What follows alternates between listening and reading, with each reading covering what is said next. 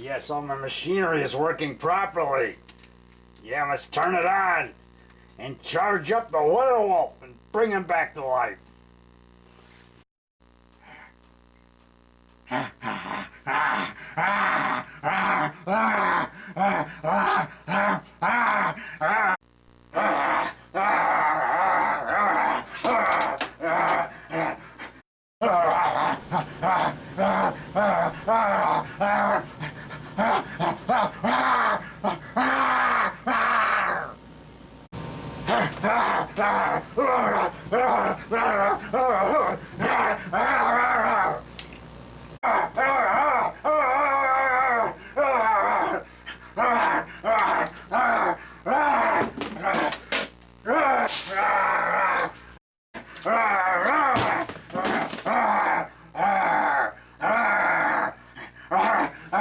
Skull.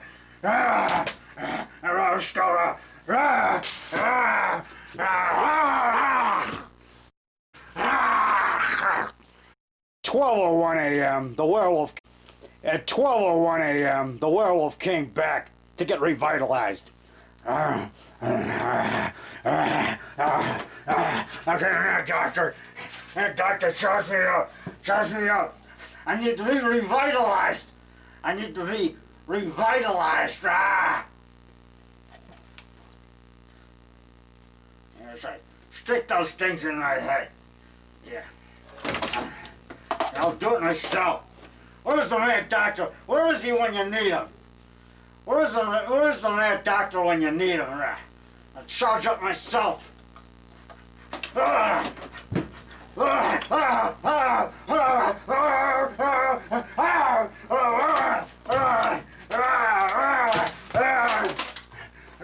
Flying skull.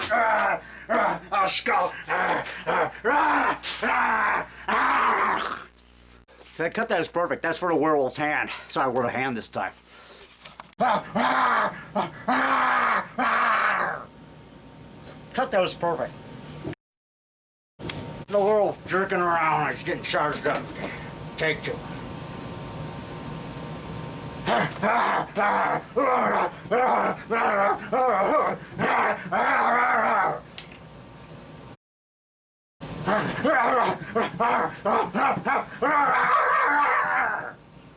Cut that's perfect.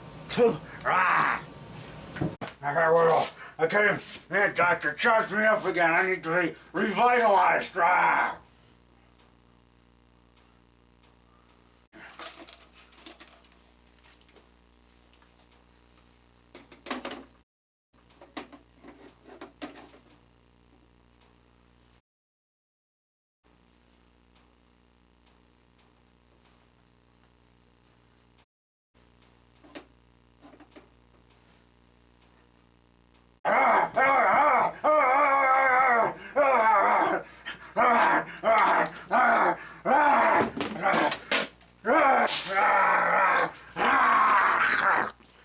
Okay, the time on deck is 5:23 p.m. Central Time down in my basement.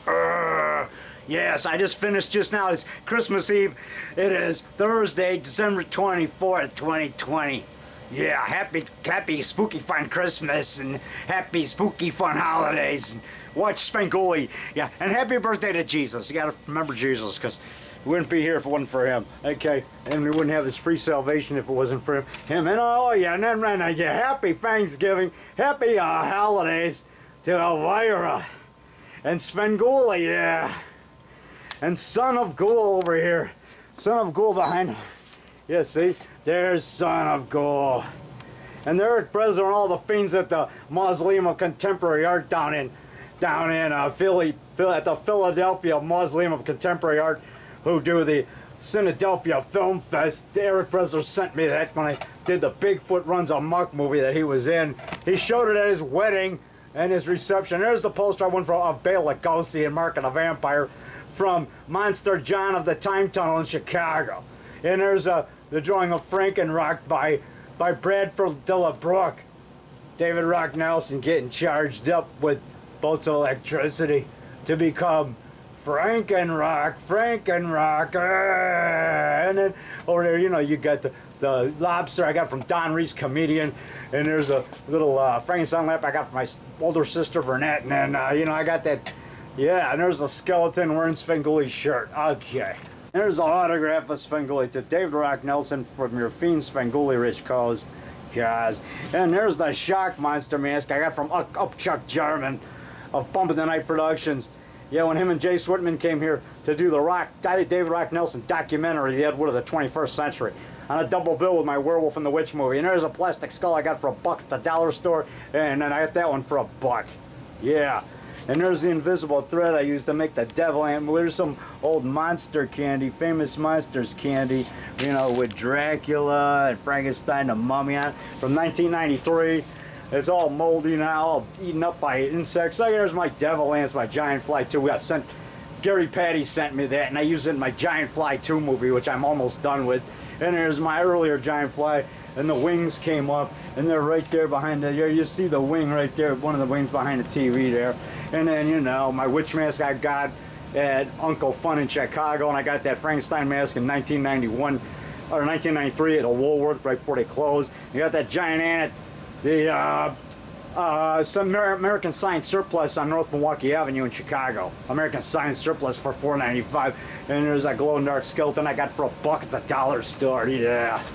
My dad's shortwave radio he got in the Army. It doesn't work anymore. And a fake brain I made out of plastic bags and drew on it with a Sharpie, and I made that monster brain. I drew that picture of Frankenstein. They're pretty cool, huh? And there's the Glob Grow formula for my upcoming movie, The Glob. And there's the turkey DNA tube that I got from my good fiend Jeff Hoover of WGN Morning News. Yeah, turkey DNA turned me into a turkey monster, or to turn the guy into a turkey monster, a comedian. And then here's my test tube. I call that wolf DNA. If I can get wolf DNA, I drew a picture of a wolf. Pretty cool, huh? And then this one is fish DNA. If I can get it out. Oh God, if I can get it out. Fortunately, that bottle didn't break. Yeah, fortunately, that bottle didn't break. Okay, and then I got this one here. This is fish DNA. There, I drew a picture of fish. That's fish DNA. For the fish monster. For Fishman. Okay, cut now. You know, you see all my... And I got this little thing from American Science Surplus with test tubes in it, you know. Put test tubes in it. And there's a jar that had some coffee in it. Down here is some octopus, man, octopus. Popo octopus, yeah, I got that for 25 cents. See, look at 25 cents on sale.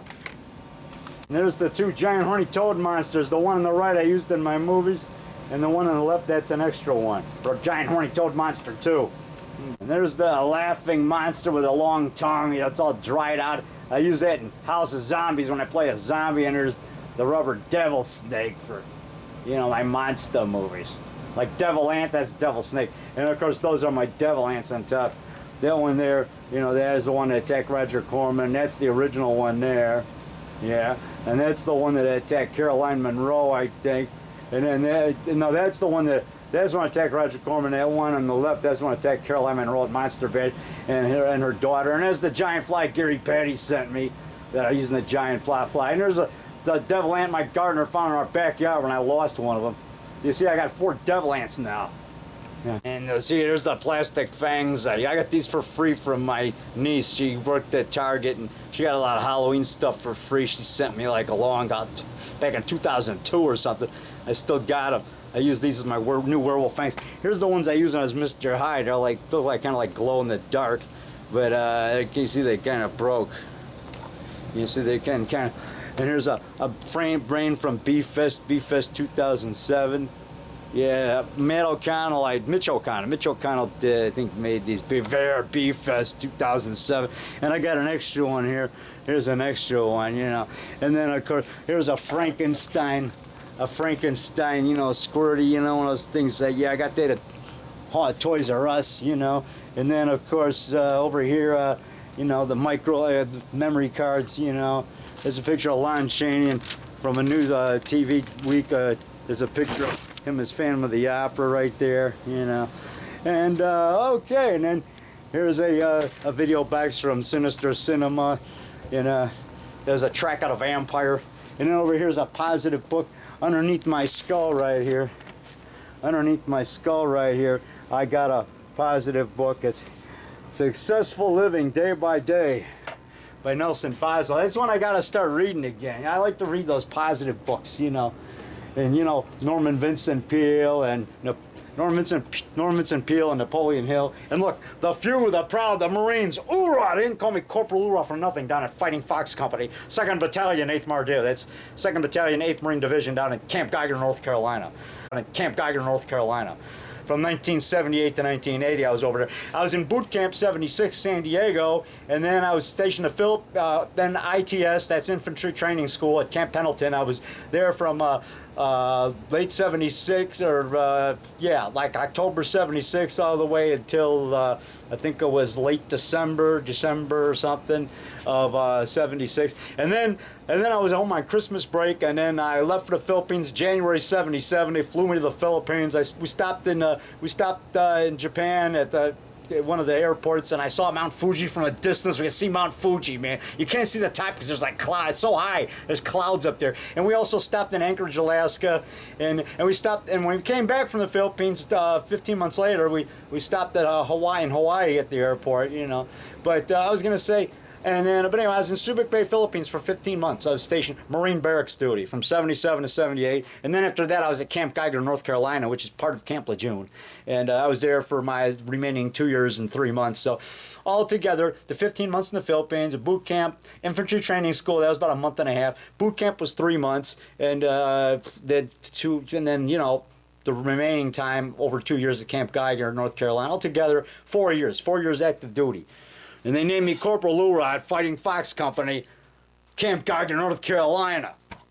Yeah, that's where they named me Corporal Hoorah, because I was highly motivated. I loved the Marines, I loved the Corps, and I'd say, Hoorah! I'd wake up in the morning and I'd say, Hoorah! It's another Marine Corps day. And they'd say, shut up, Nelson. Yeah, Lance Corporal Cornish, he'd say, or Lance Corporal Jackson, he'd say, shut up, Nelson, we're not all motivated like you.